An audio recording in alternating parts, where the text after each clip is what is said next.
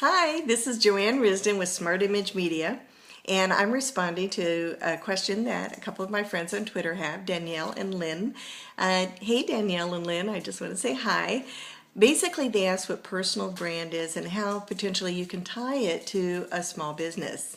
But first I want to explain what branding is. Branding is essentially creating an experience that you tie to a symbol, like a logo. So creating that experience through the text you use on a website, through the video you implement, through your social media, and when people meet you, especially in a small business, that it's consistent across the board. That helps develop trust with your brand, and that experience that you create actually can draw in the people you want to serve with that unique solution you have for the marketplace.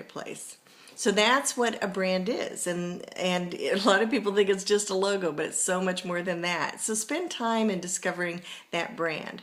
A personal brand, the best way to have a personal brand is just to simply be you.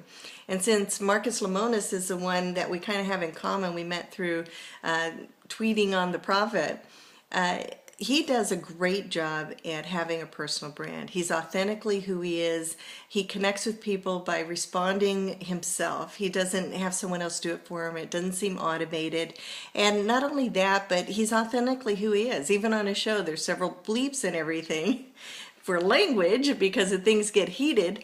However, you have this sense that you can trust him, that he's honest, that he's ethical, that his values are in place, and he's consistent with what he says he does in businesses over and over again and what he's going to deliver on if they so choose to partner with him.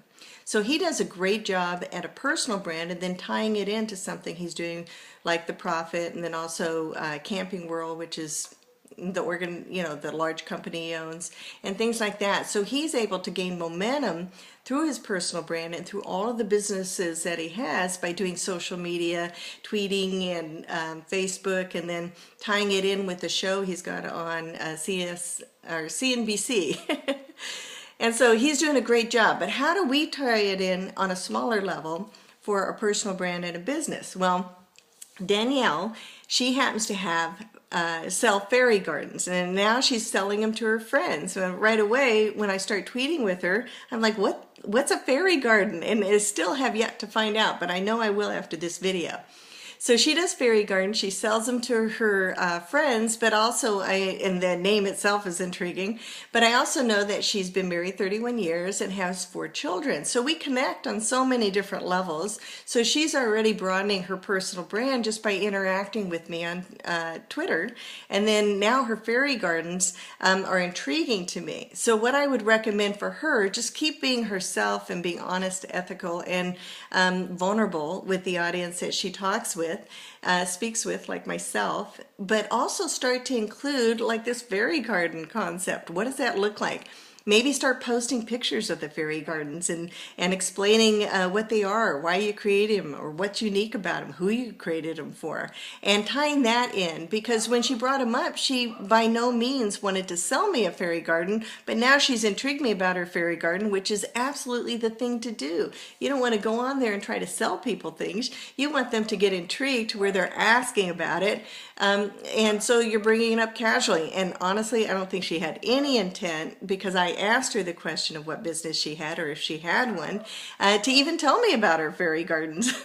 So anyway, I so enjoyed our little tweet conversation, and that's something you can do, Danielle. So I'm going to be looking for fairy garden posts of pictures of these fairy gardens that I have no clue what they look like, or what the bias or base of them are, or why you even create them, but I'm looking forward to finding out. So I hope to see that very soon, Danielle. I'll be looking for them next week. You guys take care, and God bless, and so thankful for having you even take time to watch this video with me. Bye.